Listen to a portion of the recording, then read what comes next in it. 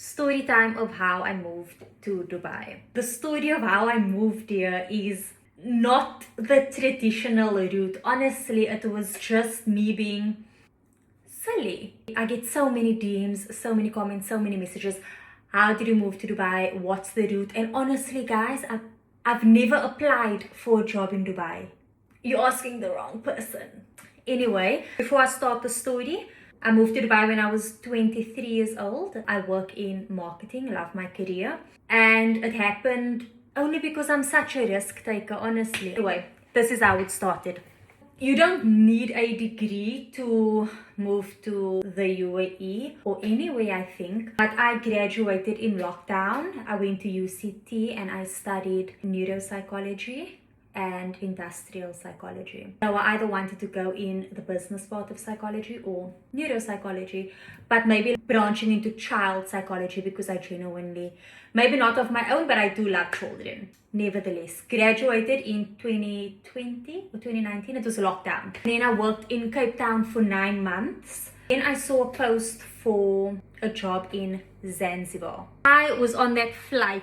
This is so funny to me because what do you mean? I was on that flight to Zanzibar and I swear to you, I had, I think, just under 1,000 rand. I had about 900 and something rand, and then I still went to the airport and like bought me snacks for the plane. What do you mean, Queen? You have 900 rand. So I probably landed with about like 800 rand. What do you mean you're starting your life with 800 rand, babes, in a foreign country? Not because my parents didn't support me. They are the most supportive parents ever.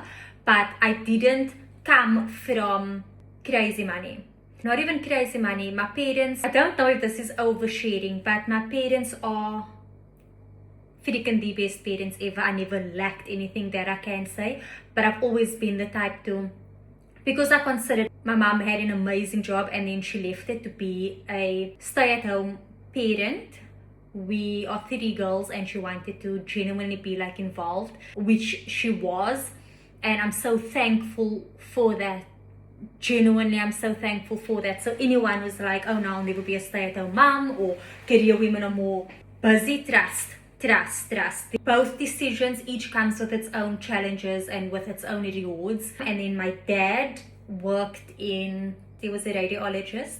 They were both like career baddies, but my dad was on a single income, a family of 5. I know that that can be challenging. So even with university, I knew that I wanted, and I was the first in my family to go to university and get a degree. And even then, I didn't expect my parents to pay even a single rand for it. I just always wanted to do things on my own, and anyone who knows me knows that I am chronically independent.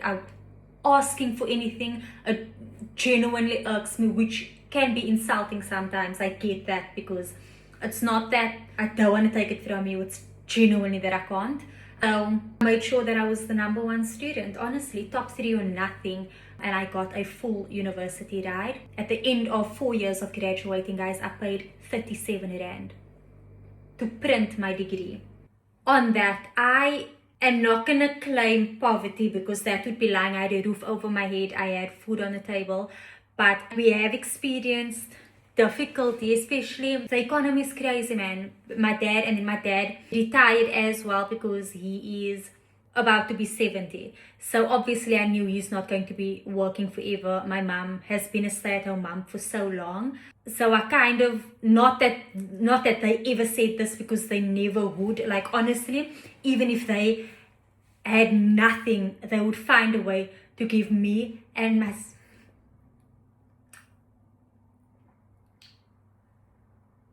Okay? Like, they would find a way to give me and my siblings everything, even if it meant them like being short. So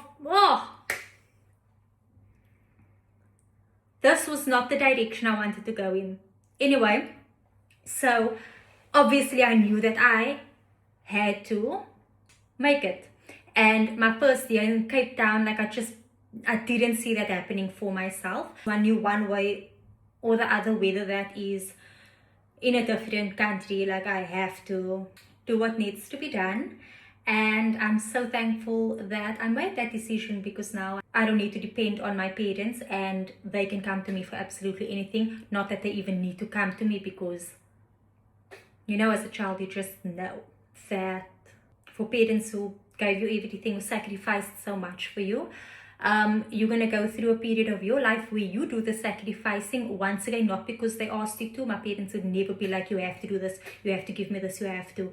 Not a day in their life. That is also genuinely my why in life. Everyone, if you don't yet and you feel like you're lacking motivation, genuinely, without sounding like a freaking TED talk, find your why and everything else falls into place. Anyway, moving along swiftly. Wowza. I had 900 or let's say 800 post-airport snacky, and off we were to a different country. Job in Zanzibar. I did the social media for this resort and it really took off. I was like, wait a minute, I'm good at this. What do you mean?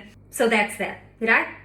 I'm there. I'm in Zanzibar. I'm alone. This is now, I'm 23 years old. For the first time ever, I'm alone in a foreign country. Don't know anyone, don't know anything, but I'm here. Then there was a kid playing at the resort. She was so cute, adorable. She was like 9 or 10. And I got on really well with this. She was a girl and we just got on so well because I really love children. And apart from loving children, I love meeting people, speaking to people. So this guy asked my manager at the time, or the owner of the place actually at the time, who does the marketing. And then he was like, oh, Akifa, whatever. Then the guy goes, okay, cool. So I'm at the resort and I'm walking and this guy stops me and he was like, listen, my kid really likes you. Do you want to move to Dubai? And I was like, for what? And then he was like, no, you can do like some admin or work with things for me there, and then also assist with his kid because he's a single father. But has a partner and things, so it wasn't weird. It wasn't a weird situation because obviously I would be able to sense if it's weird vibes. And then I thought, I live on an island. I have a fantastic marketing job. Should I leave this to go be a nanny? And I did. I was like, you know what? I'm young. I'm free. Why not leave my job and go look after a kid, which I love and I speak to this day. About 2 weeks later, no jokes, I texted my parents and I was like, listen, I know I'm in Zanzibar right now, but I'm moving to Dubai tomorrow.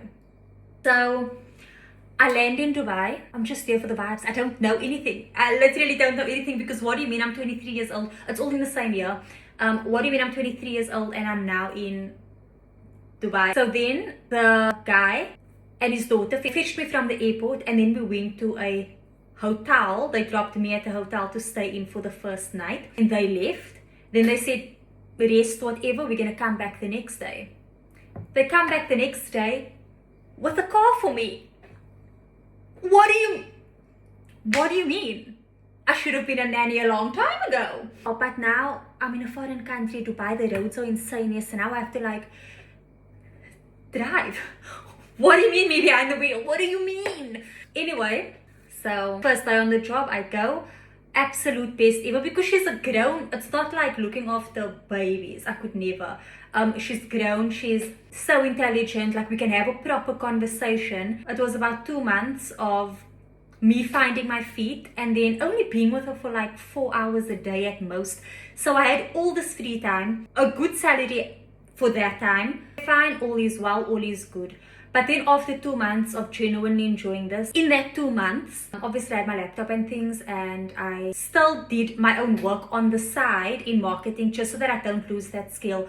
Because if I'm being honest, working 4 hours a day, I'm doing this genuinely for the vibes. But at the same time, that 2 months was the most fulfilling, one of the most fulfilling jobs I've had because like I said, I love working with kids. And it wasn't like cooking and cleaning and doing all of that. I feel like nannies are so strong. If you are doing all of that, like for me, that is a lot to handle. Respect, shout out to anyone who is in that field. It's genuinely not easy.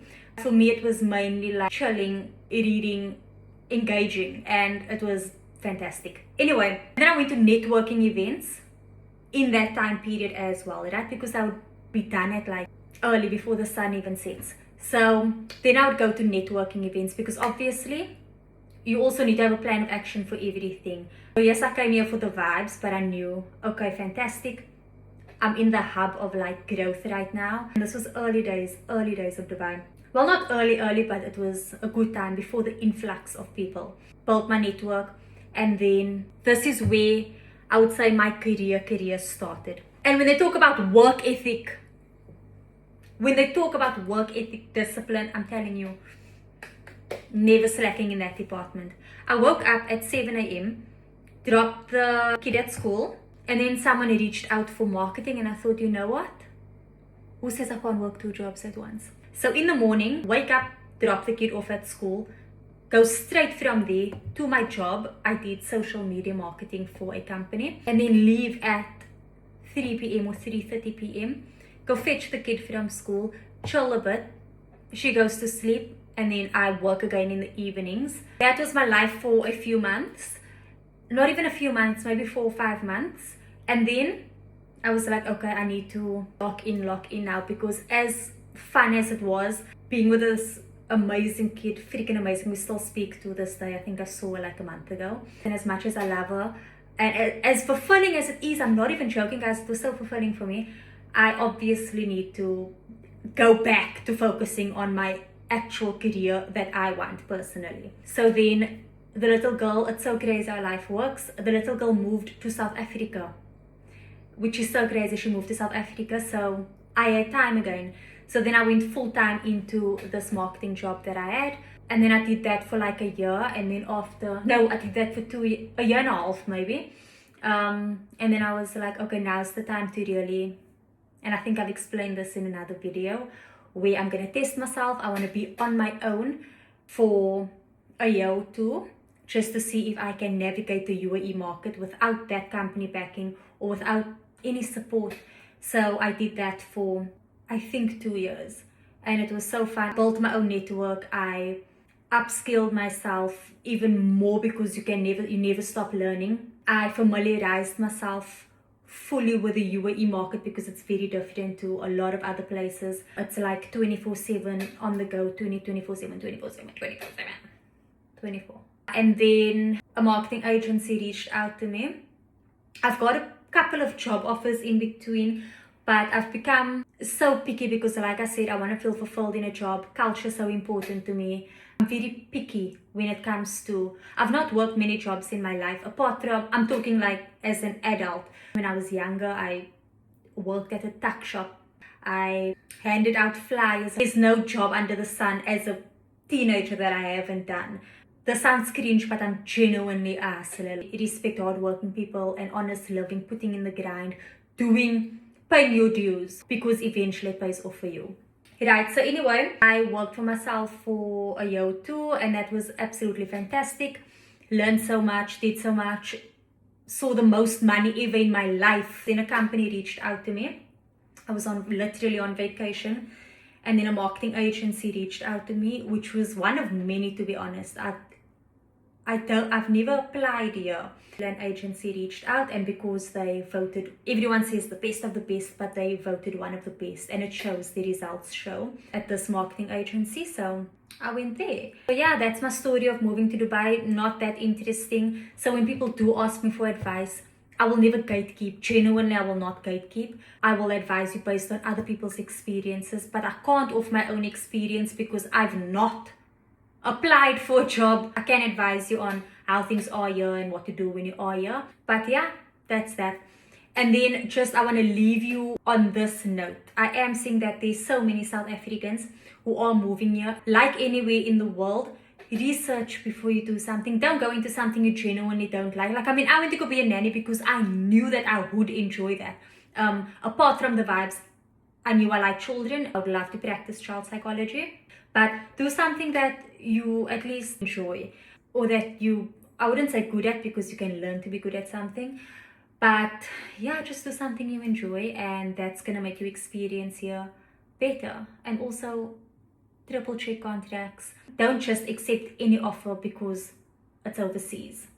The grass isn't greener overseas. Genuinely, it's what you make of it, because I've had so many struggles here that I mean, I wouldn't bring to the internet because why should I? If it's something that I wanted to share, I would. But I knew what it is to be broke here and completely alone, not a single person to rely on. I knew what it is to have no friends, no family, and just go through the absolute most and having to deal with it on my own. I know what it is to miss every single person's birthday or big celebration or big event or some life-changing thing at home and having to celebrate them on a phone call. I know what it is to sit and stress, oh my god, if anything happens to my parents, I'm in a different continent, I can't be there immediately. But at the same time, there's so many positives because I got to experience things in my life that I never thought I would. Genuine, wait, I'm gonna get emotional. Genuinely being able to travel, being able to do things for my parents that being able to do things for my parents that 16-year-old me would never have thought is possible. And to just think that, bro, you did this on your own, no help, no handouts, no, like you did this, you worked hard for it. Another big pro for me is that I now have work experience in multiple countries. Being also in the UAE, you don't just work with people from the UAE. Like, I have so many clients all over the world. You feel proud of yourself, you genuinely do, because now I know that any workplace that I'm put in, or if I do decide to start my own business again, I would be ready for it. This market prepares you for it. That's my story of moving to Dubai. If you want advice for when you do arrive on how to navigate it here, if you are new, I have pinned videos on my story. It's old videos, but it's still very relevant to newcomers. Love you.